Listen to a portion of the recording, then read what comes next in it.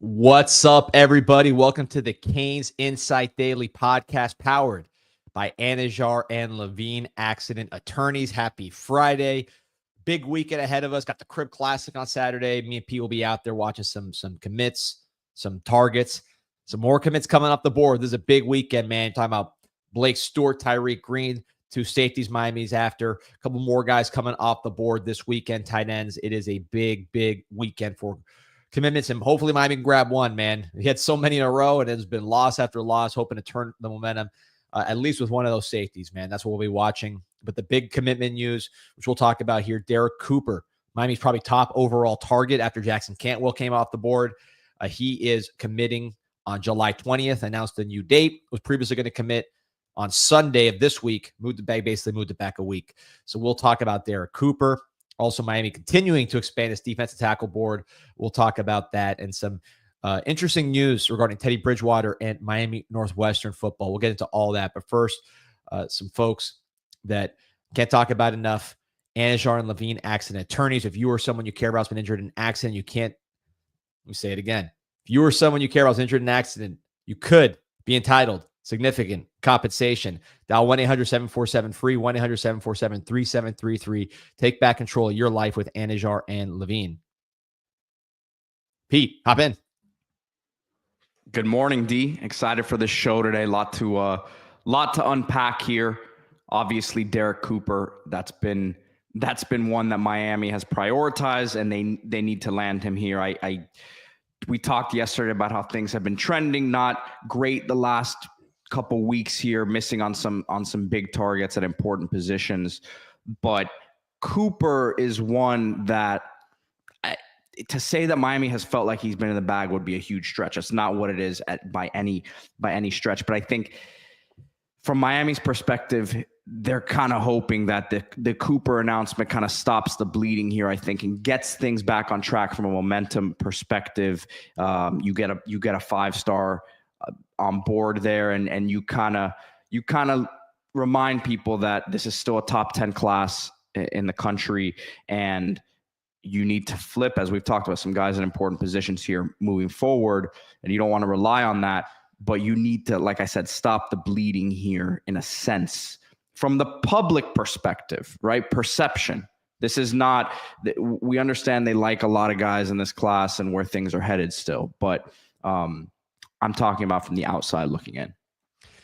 Yeah, man, it's vacation time for a lot of coaches. I feel bad for Coach Merritt, because his vacation is probably either short or very much distracted, because, yeah, he's got to get Derrek Cooper. I think with Jackson Cantwell coming off the board, the other big, and there's big targets, but I'm talking about the elite class of targets. I think Derrek Cooper is right up there with Cantwell. He is considered the best player locally by the staff, and I believe by the ratings as well. I would agree with that assessment from a prospect standpoint. And Miami is absolutely obsessed with getting this guy in the class, adding him to the room, using his speed, a 10.7 speed at 210 pounds behind his big offensive line. It's a match made in heaven from Miami's perspective. Cooper, you see the names on the top 5. I mean, FSU I wouldn't worry too much about, but you're looking at Texas, Georgia, Ohio State, 3 of the top programs, arguably the 3 top programs right now in the country.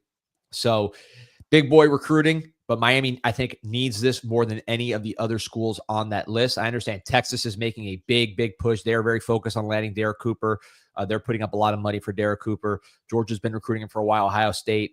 But ultimately, he's visited Miami so many times with him, his mom, and just talking to people around the program for the last 2-3 months. They've been saying, we're going to get Derrek Cooper. We're going to get Derrek Cooper.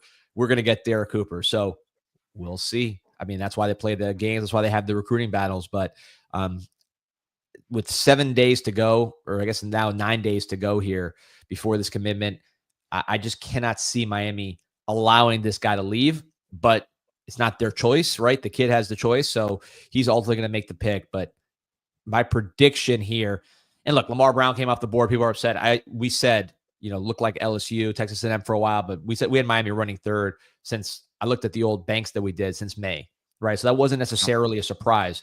Calvin Russell, not necessarily a surprise there. We had him going to Syracuse. Just looking at some of these other. Go ahead. I'll say the only thing that gives me some pause here in the Cooper situation, I agree. I've heard similar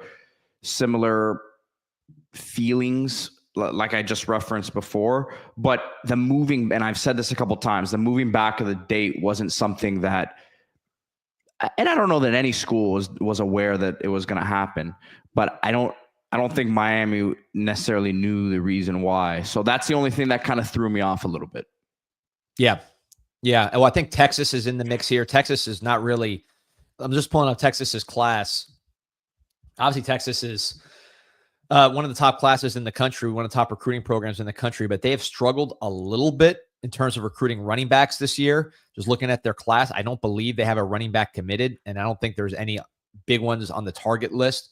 Xavier Kroll committing to Alabama, right? So that was a big target that they had. Derrick Cooper really is the guy for them at running back. So if you're a team like Texas, what do they rank right now? Number 14 class in the country is actually quite low for 17 commits. Now, that's surprising. Coming off a good season. I'm sure the Texas boards are kind of on fire right now. But, Texas is, I think, the one that needs the most of these guys. Florida State obviously needs them the most, but they're let's put them to the side because they're just not a serious program. I think Texas, of the three big schools, needs him the most, and that would be the one I'm watching the closest. But I think Miami needs him even more than Texas, and has a better football situation, or at least as good, because our offensive line recruiting is second to none. You just look at the ratings, look at the side, look at the bodies, look at the units on the field. Miami had the best offensive line of all these programs last year, and projects to have the best one this year. So, well, from and it makes sense. You've written in the bank for months that Miami was prioritizing this guy as like a number one type of player in the country, the same way that they did Jackson Cantwell, right? And I will decipher that for the people who don't understand that. That means that they are willing to go a far way NIL wise for him, right? So Texas is in the picture.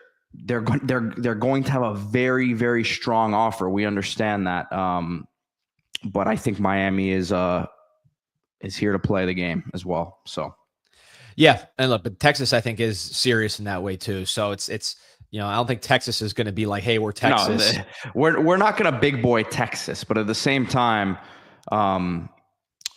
if it comes down to a number, I think Miami is ready to do what they have to do. Yeah. So we'll see how that one goes. I think that one's going to really, it's July 20th, right? They open up camp in a week after that. Media day, all that stuff's happening before. So if Miami is able to get this done, I think it puts the class in a very nice place heading into the season. If Miami doesn't get it done, it's going to be a lot of negativity around recruiting heading into the season. So that July 20th date is big too. And not to continue to harp on this, right? Because we don't necessarily get into a lot of the specifics and the numbers that are reported out there on NIL offers and stuff like that. But we keep talking about how there's always going to be a certain number to go around. You have not hit on a couple of these big number targets like a Lamar, but you have to have money allotted towards it, right? So you have to think there's some extra funds that have opened up as well. Yeah. And look, Blake Stewart, I think, is one that could be a beneficiary of that, who commits this weekend. We'll talk about that probably on Saturday before he commits. Can't miss that one. So that's another one. But I think Cooper's the one that at July 20, Cooper and Blake Stewart. Let's put both of those guys up there. If you could finish with Cooper and Blake Stewart, I think this class is in tremendous shape. I mean, the people are going to complain about this and that, and they're not wrong. I mean, we need DTs. Miami Hurricanes win championships when they have first round DTs. First round DTs usually come with the 5-star, high 4-star packaging, especially lately. So I'm not going to diminish that at all. That's a real problem. But I mean, if you get Derrek Cooper and Blake Stewart going into the season, you are recruiting at a high level, and you have a highly ranked team going into the season, and you have the number 3 portal class. So that would mean a lot of things have worked, I think, in the offseason heading into the year if you land those two. If you miss those two, the recruiting part of it's going to get a lot of attention, and that's part of the game. It wouldn't be out of line. But those are the two I'm watching. with Derrick Cooper being that last one. And you know how it is. It's that last one that kind of dictates how people feel. I think that Cooper commitment on July 20th, and knowing one thing about Mario cares about momentum. Really does. I mean, Mario actually cares about momentum more so than maybe other coaches. He thinks it matters. You saw Jackson Cantwell's commitment led to kind of like a little flood of commitments there in June. So Mario cares about this stuff, and I cannot see Mario going into this season losing Derrek Cooper. But it takes two to tango, and Derrek Cooper's gonna have a say in that. It's his decision. So we'll see how it goes. As Sport Mark asks about Tyreek Green, who's getting predictions to Georgia there, D. Which one? Derrek Cooper? Yeah. Tyreek Green. No, Tyreek Green. Tyreek Green. Yeah. I think, Blake Stewart is probably the better chance than Green, is my guess. We're recruiting the right type of safeties, right? We're battling schools that produce first-round defensive backs in Georgia and Clemson, but finishing second to these schools, same thing as defensive tackle. You got to win some of those. So Miami's got to leave with one of those. John Z says, haven't had momentum since before the Georgia Tech game. I mean, look, Miami has the number one player in the country committed in this recruiting class. Number one portal player as well. So number one portal player and number one player in the country. It's not perfect, but things are trending overall. The health of the program, I believe, in the right direction. And again, a lot of this class hangs on these next couple weeks, because I've sat here and said it. It's been a rough go. If you don't land certain guys, there's going to be some issues, and we'll see what happens. But I think right now I'm still not hitting that panic button. I love when y'all say, I mean, look, yeah, we do say that a lot, don't we? Probably me more than you. But anyways, we'll see on Derrek Cooper. I think I'm glad he's committing now in the July 20th. That's what I'd say. Yeah, you know who's, I just thought about this, but one it seems like it's gone a little quiet, D, and I know the staff's on break now, but Koloje. That's one that as it continues to stretch, I don't feel good about. No, and I mean, look, USC, I think here's the thing with USC. They have a lot of the advantages that you see with Miami, in that it's big. I've said I think he's a big city guy, probably more than I knew before I started really getting to know his recruitment and being around the family a little bit. So that was a positive for me when you compare it to like a Georgia. But USC is also a big city. So I don't think that makes a difference there. USC spending a lot of money on high school. We talked about that. Their direction is towards high school as opposed to portal and having a good current team. So that's a factor. He has a relationship with Mark Bowman, the great tight end that they signed over there, they have committed, who's like another Brock Bowers. Kenye Pepe, who is his teammate at IMG, is committed there for offensive tackle. So those are some factors I don't love. You want to talk about the new defensive tackle offer from yesterday? Yeah, let's talk about it, man. Now you're getting into my wheelhouse. Let's talk about it. Yeah, because there's a lot of comments about D tackle, and we've alluded to this week on the Wednesday show with Mike Ryan. We talked about the board expansion. There was another offer that we talked about yesterday as well, and then late afternoon, new one came out, and that is Nehemiah Talona. I had a chance to interview him. He talked about his Miami offer. He's a current Cal commit. I'll pull up his highlights right now. 3-star, 6'3", 285. So he's not going to be that big, bulky, massive D tackle that we all know that they really want, but really athletic player. I'm going to pull up his huddle here. He plays both sides of the ball. Again, Cal commit. Had some nice offers and interest, though, from some other Arizona State, Arizona, obviously, Coach Salavea over there now. But, yeah, I mean, this is an intriguing one to me. Yeah, if you guys recognize, the old school recruiting fans will recognize this uniform. This is De La Salle, which was the premier program at let's say the turn of the century there, around 2000. These guys were on an incredible winning streak. DJ Williams number one player in the country, came to Miami from this program. Maurice Jones-Drew went to UCLA from this program. You see how you could tell they're still very well coached. Just how they line up on the ball. There's the sack against Mater Day. And totally different type of profile than the kid we talked about yesterday. Both Polynesian, but this dude is not, and I want to make sure I say his name right. Viami? No, Namaya. No, yesterday. Oh, Viliami, I think. Viliami, yeah. So he was much more of a straight line. And it's Moala. You were saying Maola. I was listening on your show. It's Moala. So Moala yesterday, big guy, straight line, kind of powerful, 320 plus type of guy, which is we need.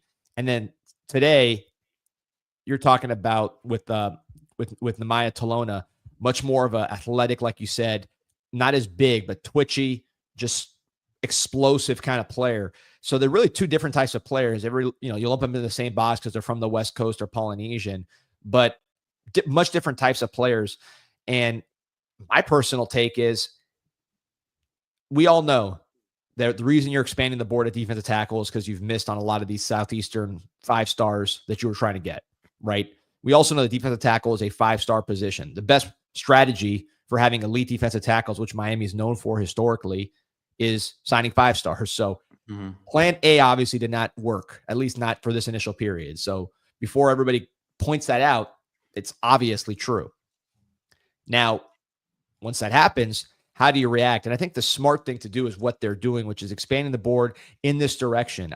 I love, Pete, look at this guy, how much he went, how many gaps did he cover on that play? He's just a quick dude. But that, I love Polynesian players, and these kind of guys, obviously any defensive tackle that's not rated a 5-star has a much less chance of success. We know that.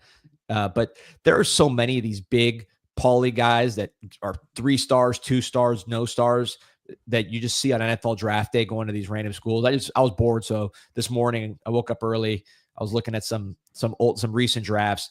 I mean, I won't butcher the names, but just in terms of the schools, Arizona, Oklahoma, Oregon State, Canada, San Jose State, UCLA, Oregon, BYU, Utah, Fresno State, all those schools had guys drafted either on defensive tackle, which is what we're talking about here, or offensive line, with a Polynesian player that was a 3-star, 2-star player. So these guys get drafted every single year. He's Samoan. I have to correct you. So you correct me. You're clarifying which one.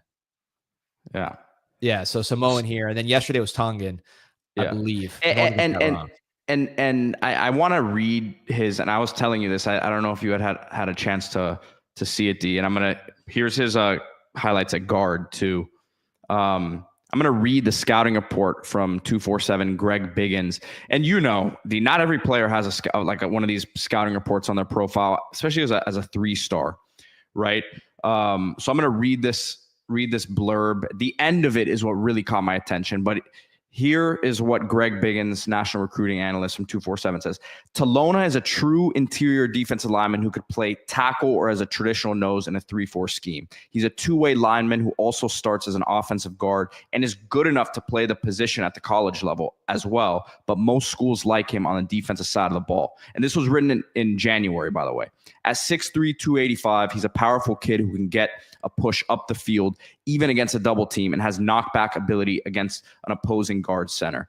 He gets off the ball really well, has heavy hands, and does a really nice job disengaging from an opposing blocker and making a play. He's mostly a straight line guy right now and will need to continue to improve his lateral mobility, but we really like the motor, and he's able to make plays outside his area. This last sentence, though, is what, to me, separates him from some of these other guys I've watched. Just if this comes out to be true, he says he's easily among the region's top defensive lineman prospects and has all the physical tools to develop into an NFL player down the road. And look, a lot of these scouting reports are done with the next level in mind, D, right? Like they're not just looking at the college level, because they see so many high school players that it's very tough to kind of separate who's who. I'm a big fan of this guy, and just having dealt with him yesterday in the brief period, he was responsive. He seemed like a good kid, mature, and seems like he has a good head on his shoulders. And we understand that these are all things that are important in the development process. If you're going to take a guy who is a bit under the radar right now, out of the guys that we've watched, I like him a lot. He says he's going to be, talking more to the Miami coaches. He got offered by Frank Tucker, who's obviously in the recruiting department. So I would expect now when the coaches come back from their vacation here, he'll probably get a call from Damian Lewis, and he says he's interested. He's committed to Cal right now, but maybe set up a visit, and we'll see what happens.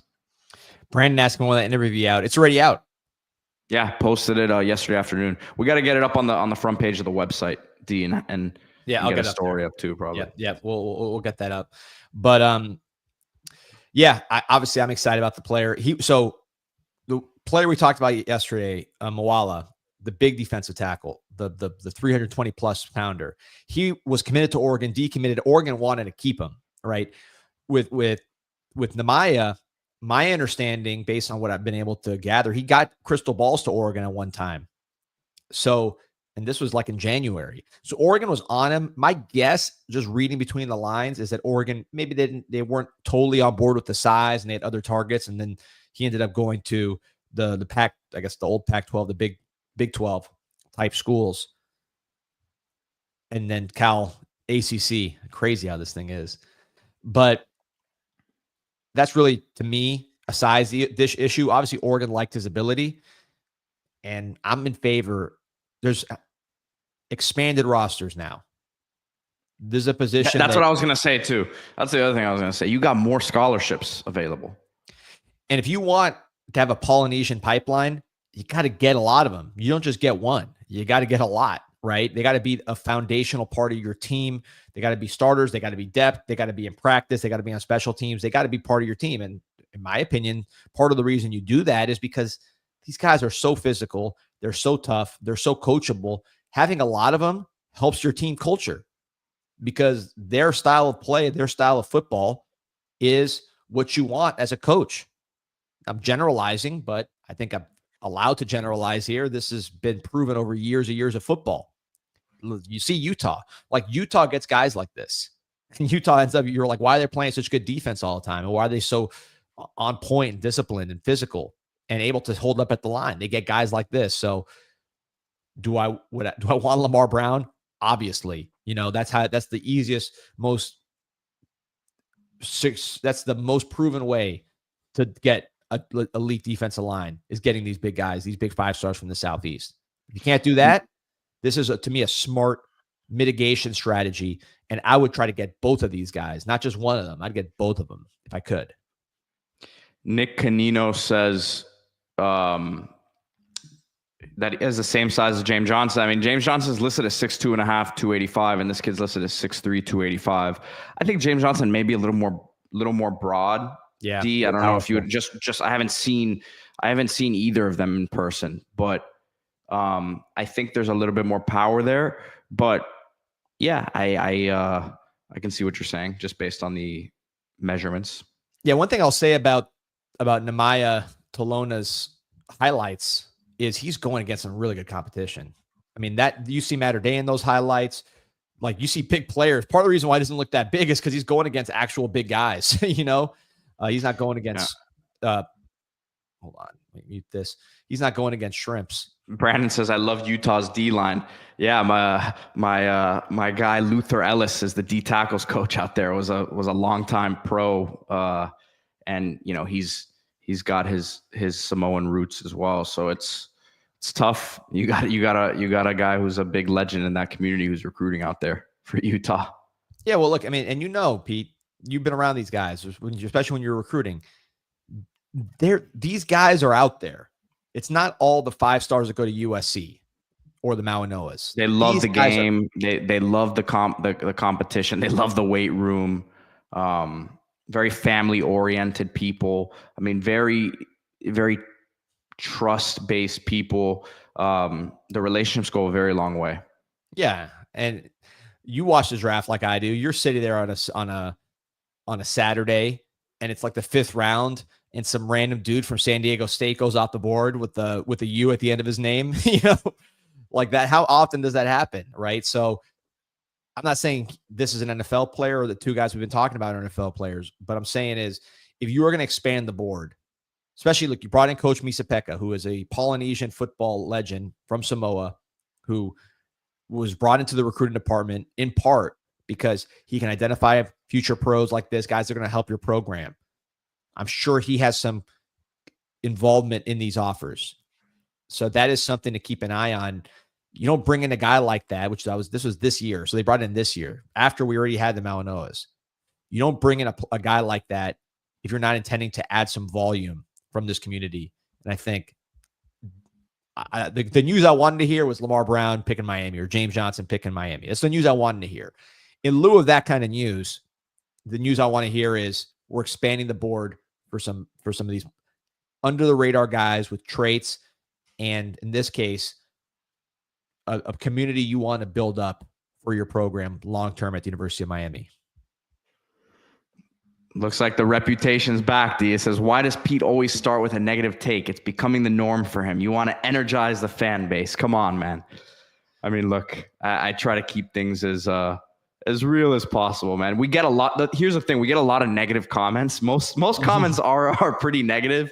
And I try to put stuff out there and try to dive in a little bit deeper. Yeah, look, I'm very excited about this season as a whole. I think in general, man, the floor of this program has been raised as a whole. I have a bit of a take that's controversial. I'm not going to give it just now on the state of the program, but especially after this, me being called negative, but we'll hold that for another show. Oh, I'm excited or worried. I don't know. I think it's good. You're saying Pete and Matt Shodell are one. I don't know if I see that one. Matt Shodell, man. Shout out to Matt Shodell. He's probably on a boat right now fishing. That guy's here's the other thing. Bagging up, I appreciate you calling me a realist, but I've seen it from different angles. Having been an agent, I've seen it from that side, and I've had the opportunity to like take the fan hat off a little bit. Obviously, I'm a huge Canes fan, but I can still try to see things from as neutral of a perspective or a national landscape. I think we as Canes fans get stuck in this orange and green bubble sometimes, and it's great. It's a great place to be with our orange and green glasses on, but having the national perspective, and D, I think you do a good job of this, is very important when we're trying to assess where the program's at. Yeah, I think right now you're seeing a healthier program that has not gotten over the hump.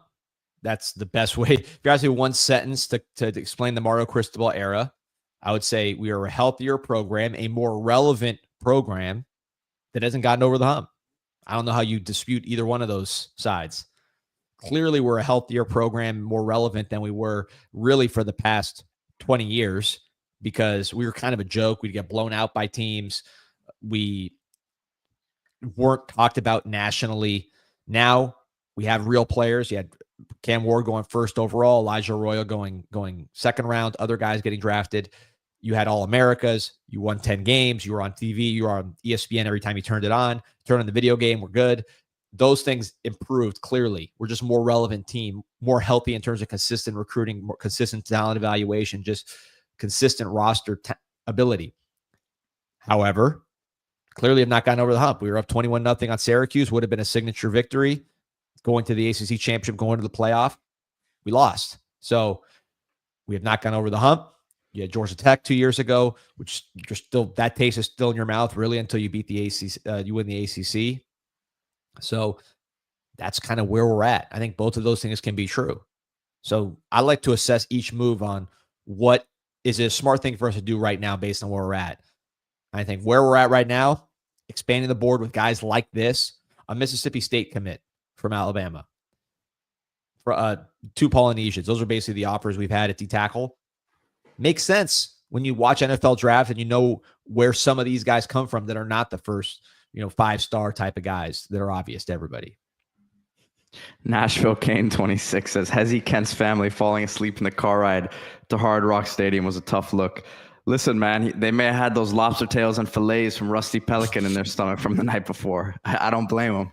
Yeah, I don't think that's any. The real issue when we're talking about like a Hezi Kent, I would say is here. Let me just pull this up right now. I'm pulling up. So the drive from Brunswick, Georgia to Gainesville is 2 hours. It's really not that far. Brunswick, Southern Georgia.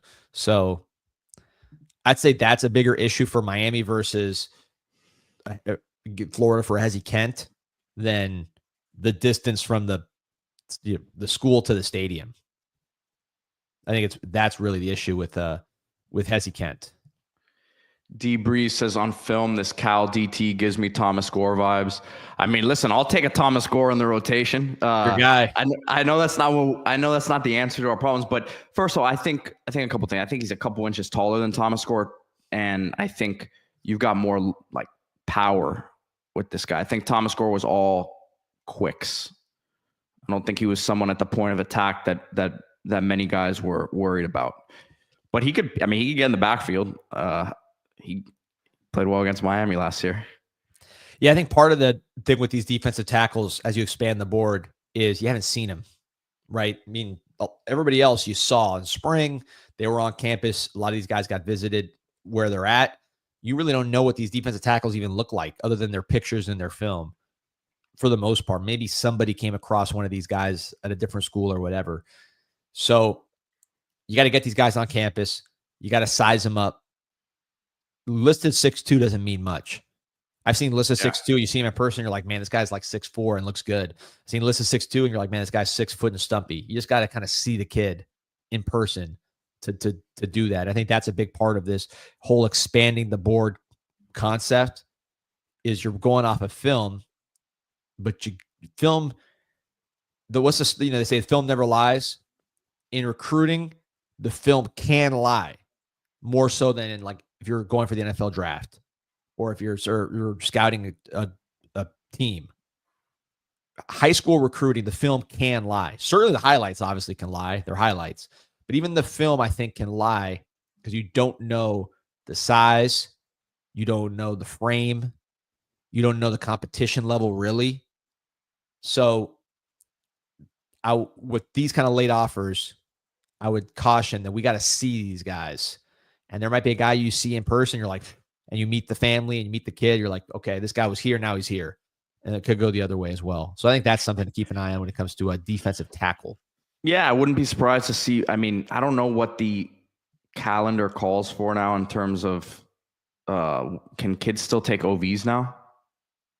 Because I know a lot of them get it done here in the springtime, but can they do them now during like the camp, like fall camp portion? Because it wouldn't surprise me to see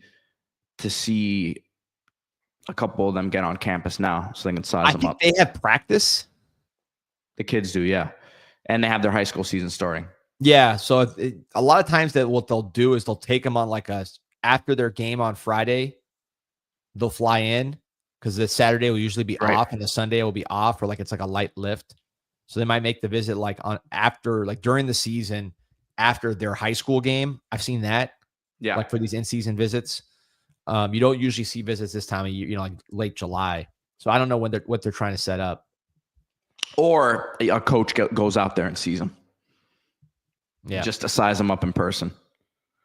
Right.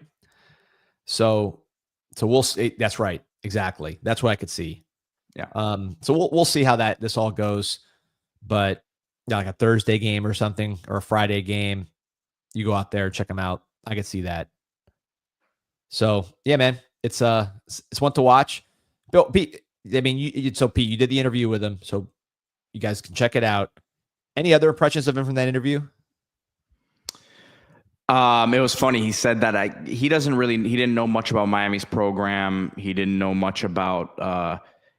I asked him about Miami, and he said that his dad was excited because I asked him, your family. I'm sure they're they're involving a process. And he's a Cal kid. He's a local guy. So Cal is a local program there. So but he said that as soon as his dad found out about the offer, his dad was making jokes, telling him that they're going to go gator hunting down in Florida. So I said, yeah, there's plenty of that in the Everglades down here. So it seemed like a move that the family was open. Didn't seem like they shut it down right away. But again, good, very respectful kid. I'm dipping my toes back into interviewing these guys, and as a grown man, there's only certain stuff. There's only so much stuff I'll put up with, and he was very in terms of like, being on time and stuff like that. He was there. He was respectful and all that. So I was appreciative of his time, and we'll see what happens with his recruitment. Yeah, and speaking of interviewing defensive tackles, I was lucky to interview one of our defensive tackles, Ahmad Moten. This came out yesterday, Storm Sessions, great interview.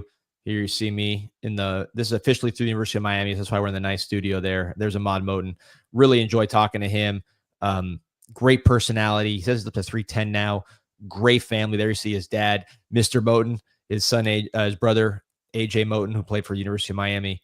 So great talk. I feel better about his projection just meeting him. I hadn't really known him at all. I don't think we've ever interviewed him. So getting to know him a little bit and just seeing how he looked physically and just seeing his personality and his mindset. Just had a son, Deuce. So he's fired up, ready to rock and roll. And a lot of people around the program excited about Ahmad Moten Sr. That's why you see the senior on there. Had his son Deuce. So no, excited to watch him play. The first step is outstanding. Very talented player overall, and a lot of high hopes for Ahmad Moten. Check out Storm Sessions on the official University of Miami YouTube channel. And if you're on audio, Spotify, Apple Podcasts, just write Storm Sessions. You will see all of that. D, we've had a bunch of questions here about Freddie Wilson, defensive tackle from, Spruce Creek area, who Miami was entertaining earlier in the process, is currently a Georgia Tech commit. You think there's any chance they swing back there? I think he was even on the smaller side of what we've been talking about with some of these new offers. Yeah, I mean, look, he camped recently. He was at a recent camp, and then shortly thereafter committed to Georgia Tech. I just think Miami went a different direction. He went a different direction. That is what it is. We'll watch that one. I think I agree with you on the size. If I'm expanding the board for defensive tackles, I like this direction, right? The Polynesian direction. As opposed to getting an undersized guy right here in the hotbed that is getting overlooked because of lack of traits. I'd rather go get some of these dudes over there. Freddie Wilson, good player, productive, but he's just not the most toolsy guy in the world. That's why he's going to a Georgia Tech.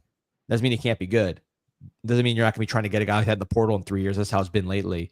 But if I'm going down the board, I'd rather either bet big on traits or just have a bigger plan. And I think with the polys, they a lot of them have traits in terms of size. And if you're saying you want to build this community up, which I think is obvious, you've said it, they've said it openly, they've hired guys towards that direction, you got to do it. And that's why I think this makes a lot of sense. Be real quick. Want to talk about we're talking about West Coast players. One of the best players on the West Coast that Miami has signed in recent years is going to be signing autographs, taking pictures right there across the street from campus at the Miami Hurricane team store. This is Saturday, tomorrow, 3 to 4 p.m. at the Miami Hurricane team store. Elijah Lofton, Emory Williams, both signing autographs, taking pictures at the Miami Hurricane team store. All free. Just show up there and you can meet both of these guys. These events are super intimate. There's not that many people. I mean, there's people there, but it's a small, it's small. It's not like some giant convention center. So you get to talk to these guys, get to know them a little bit, and really enjoy that process. Elijah Lofton, I talked about one of the best players, if not the best player on the team, in my opinion, and what I hear. Emory Williams, great dude. You're talking about elite character, somebody that you'll definitely want to get to know, and is going to play a big role as the backup quarterback here for the Canes. So go ahead and meet these dudes Saturday, 3 to 4 p.m. at the Hurricane Team Store, right across the street from the University of Miami. If you can't make it there, you're out of town, but you still want to shop at the team store, MiamiHTS.com. In-store or out-of-store, promo code INSIGHT20 for 20% off your first item. Look at Pete's been working out lately, looking swole from heel. Oh, Pete, your mic's off. Doing what I can, man. Yeah, I thought Honey was about to bark again because the mailman was coming by, so I had it muted for a second. But doing what I can, man. Got to get in shape for the season. Hey, listen, the D tackle situation is dire. Let's see how dire it is. I might need to suit up. Yeah, your health would be the red flag there. Yeah, I was gonna say, just got. That's what I was really gonna say. I got the third ACL tear diagnosis on the same knee. Doc says that it's pretty stable though, because I do what I can in the gym with it. So I thought I'm gonna do a little scope. Not gonna do a full reconstruction again, but I've been putting the work in because we gotta strengthen it back up. Over 1,000 on the live. Remember to like and subscribe to the show. We're on every day, plus weekends, plus commitments, plus instant reacts. I mean, we are on more than you probably want to see us, but you don't have to click it, but it subscribes so you at least know we're on 7 days a week plus. Over 10,000 subs, rocking and rolling. It has been on fire lately. The views, the community engagement, all that stuff has been just off the charts. So appreciate you guys getting us to that point, and join the party, man. Over 1,000. And if you haven't yet, sign up to CanesInsight.com. 7.5, I think we can say at this point. Let's see how many posts. Oh, so yeah, 7.49 million posts and counting. Here you got the message board. You always see the latest. I mean, the recruiting board's got 1.7 million messages alone. What's the latest on Blake Stewart? Here we go. We got Clemson fans complaining. It's one of the fun things about CanesInsight. They'll go pull rival boards and post the stuff here. It's good, especially when bad news happens to other teams. Hopefully Clemson gets some bad news when Blake Stewart commits. That'll obviously be a battle. But there you see the board.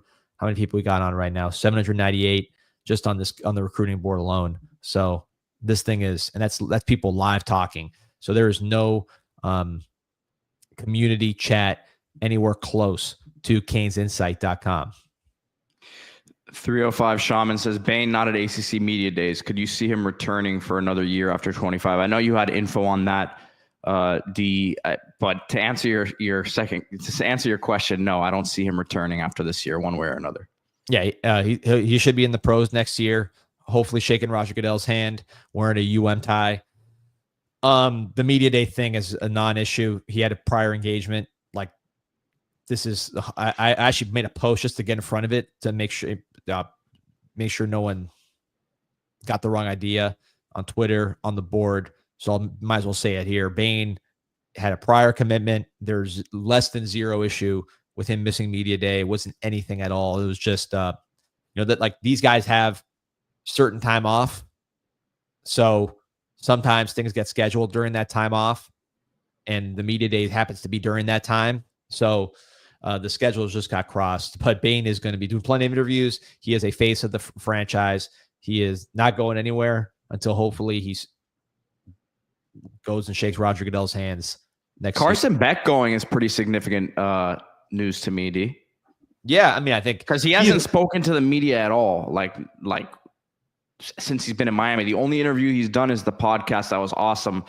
I want to give those guys a shout out. I forget the name of it, but we referenced it a bunch of times earlier in the the spring. But he hasn't spoken to the media, so I think it's a good thing to see. No doubt about it. I predict he's going to say less than nothing. Hopefully he's saying less than nothing. Because that means he's media trained. But yeah, good to see him. He's the leader of the team. He has to be there. If he wasn't there, so you don't want him coming out and saying stuff that Thomas Castellanos has had to say about Alabama. Yeah, I get accused of supporting Cuban players or Latin players with Lopez and Restrepo and Mendoza. I mean, I think those guys are pretty good, but you won't hear me with Castellanos. I'll get all my credibility back by bashing the Cuban quarterback of the Florida State Seminoles, who I'd be shocked if, I mean, he'll pull an upset here and there just because he's an athletic player. It's a tough system, but man, he is not making very smart decisions. And he is, he quit the team last year that he was on. He's short, doesn't throw the ball well. Other than that, this thing is going to go great for the Gators, or for the Noles. I'm sorry. So, D, let's get to the other topic that was in our title today. Local news here, as Miami Northwestern and Teddy Bridgewater being investigated by the FHSAA. This is the story. I'm going to read this directly from the Palm Beach Post. John Santucci, who does a great job covering high school sports down here. So the title is FHSAA receives allegation against Miami Northwestern and coach Teddy Bridgewater. The FHSAA is once again looking into Miami Northwestern's football program. The FHSAA received an allegation against Northwestern on Wednesday, according to FHSAA Administrator of Public Relations Kelvin Richardson, who said the FHSAA is looking into allegations but did not have further updates. The allegation stems from a social media post that we saw here on a lot of people were talking about it, where Teddy Bridgewater was pretty much asking for donations for the Northwestern program, saying that he had to pay for Uber rides last year, meals for the team, recovery after the games.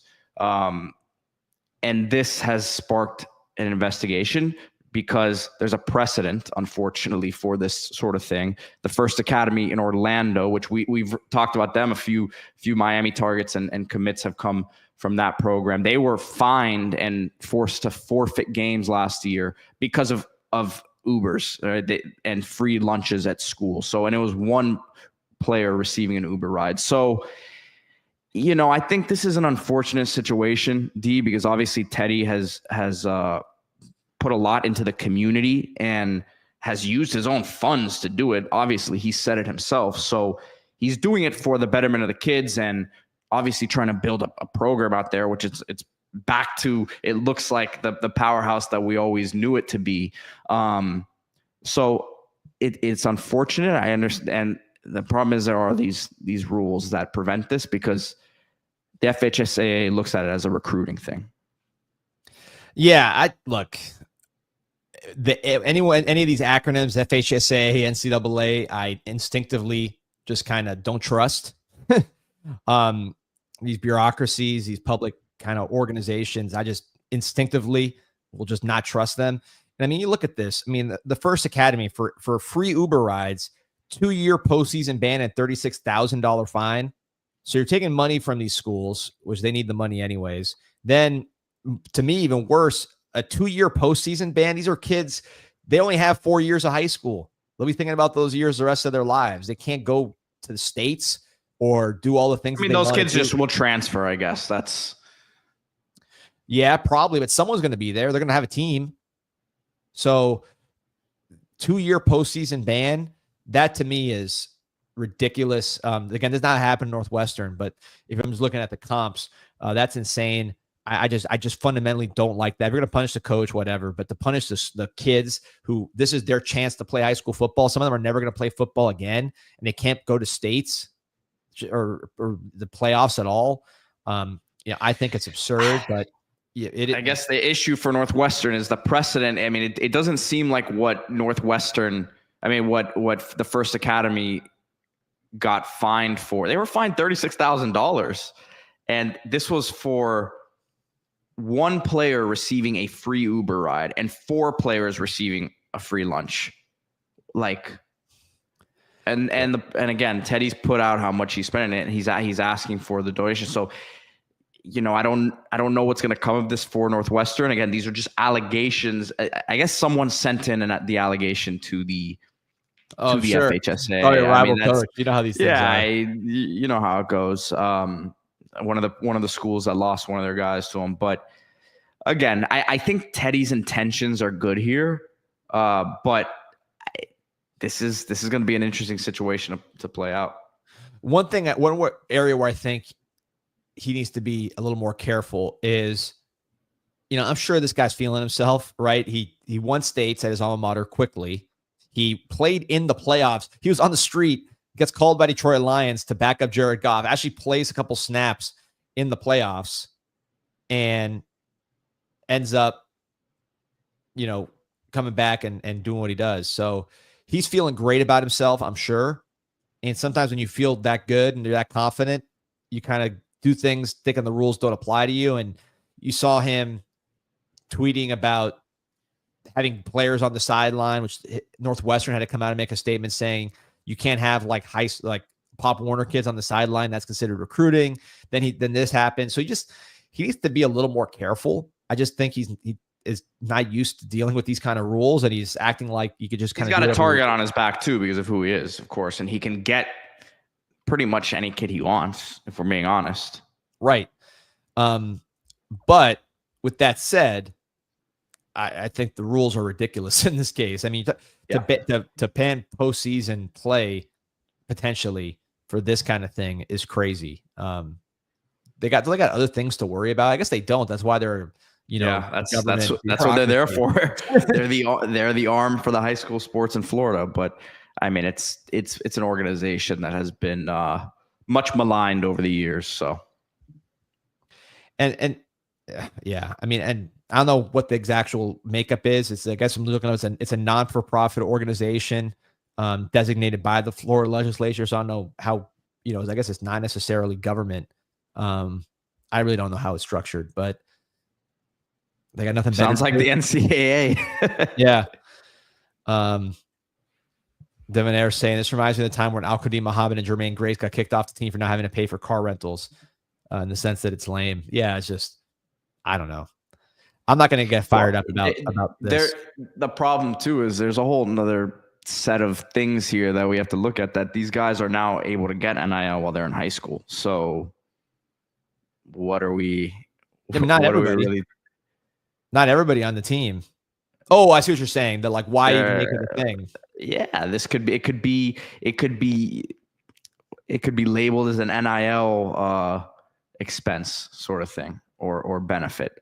There's a lot of stuff to kind of sift through here. This is more up your alley, D, in terms of the legalities of it. But like we've been talking about, we don't know what's what in terms of this legislative arm here. I know that our boy Harold Martinez at Braddock, his baseball team got railroaded last year by the FHSAA. Allegedly. So I got no love for those guys. But whatever. We'll see where this one plays. I think this South Florida football, which has been on a downhill tilt lately, in my opinion, probably since 2020, I think it's better when Northwestern's good. So you'd like to see Northwestern good in that respect, I think. Mm-hmm. We got almost 1,200 here live with us. Remember to hit that like button, subscribe to the channel. We've surpassed 10K. So we're on the road to 20K next. Appreciate your guys' support. We'll try to get there this season, man. Let's have a big year and make it happen. Yeah. Just reading about Blake Stewart, just kind of the latest news here. Here's something that was posted. Let's go to my guy Problem 2. He posted some stuff from, I guess this looks like On3, saying after speaking with numerous sources on various sides of the equation within the last 24 hours, here's the latest going into the weekend. This is about Blake Stewart, 4-star safety from Atlanta, one of the biggest targets left on the board. As you know, we on 3 have circled Clemson as the front runner since the Tigers drew his opening official visit early last month. In our Monday Insider, we unveiled that Michigan had narrowed the gap to make things interesting. 2 days ago, we highlighted Miami's efforts to swoop in with the highest auction bid. That doesn't really sound right. The hand continues to be played per our sources. One contact told us that Miami remains optimistic about his chances on Stewart. Our sense is that's because he and his camp do continue to listen to overtures. Per our intel, Blake Stewart has not informed any staff of a decision yet. So, sounds about right. Yeah, I mean, this is someone you got to get, man. You have to get this player. Sean Andrews here saying, with respect to Teddy, that's unfortunate, but you have to know the rules. Teddy has an unfair advantage of having money to spend on the players that other coaches don't have. Yeah, I mean, like I could see that, but at the same time, it's like all these schools are short on money. They have to all suffer through issues with transportation and this things isn't a like their Northwestern meals. only issue. Yeah. Right. So just because he can't solve it, we're saying don't solve the problem. Everybody is on the same playing field. Plus, these kids are going to have no money to get anywhere. They're not going to be able to eat, after games like some other schools. So, I don't love that. One MG is saying pretty disgusting when giving a kid lunch starts an investigation. And it sounds like Miami when they gave us some kids Benihanas, and it was on the front story of CNN. 305 Shaman asking, do you think Brockermeyer will be solid this year? Could we see SJ Alafatuli get some play also? I've heard really good things about Brockermeyer. I think intelligence-wise, he slots right in to that line. I don't know that he's the same athlete that we've seen, or he's not as big as a Zach Carpenter, and I don't think he's the same athlete as a Matt Lee, but I think he will do the job very, very well there. SJ, I think maybe a year away, man. I think in terms of he had never played the center position. He had never snapped, right? That wasn't really something that he was accustomed to, and I think he's still getting accustomed to that. And I think in a situation that you need a backup center, that would be Ryan Rodriguez. Correct me if I'm wrong, D. Yeah, I think Rodriguez would have been the starting center if not for injuries. So because Rodriguez had injuries, they felt they needed to bring someone else in. Heard some great things about him yesterday, though. Heard that he was, and I should be having another edition of the work maybe this weekend. Have some notes. I haven't really shared too much of it on the show, but they are very optimistic. Ryan Rodriguez was a guy that if he didn't get injured last year, would have been pretty much a 6 offensive lineman, right? Yeah. D? And he has, if he can stay healthy, they think he could be a guy, if he's not playing this year, not starting this year, could start next year, coming back for a 6th year. Yeah. I think Rodriguez is a really, really good player. Maybe I'll be accused of Cuban bias again. But yeah, I think he's a really good player. I agree. He would have been our 6th guy last year. He started against Florida before he got hurt. I mean, he got hurt that game, but he started the opening game. Really, the injuries are why Miami felt they had to go and get a transfer center. They just couldn't trust the health of Rodriguez. It wasn't an indictment of Rodriguez, the player. And like you said, he's having a really good offseason. Brockermeyer, I think he's going to be a nice fit. Did an interview with him for Storm Sessions. Really, really smart guy. Football family. His brothers both played. His dad was, I think he had 3 brothers that played, actually, if I recall, including his twin. His dad was a first-round pick coming out of Texas, played for many years in the NFL for the Panthers and other teams. Now he's a media guy. So complete football family. Again, Brockermeyer, very smart, high IQ, high academic, has good size. I'd say he's not the most powerful guy, like just moving guys off the spot, but very good pass blocker, very good technician. The idea is in this system, Miraball's system for centers, number one, requires a ton of intellect.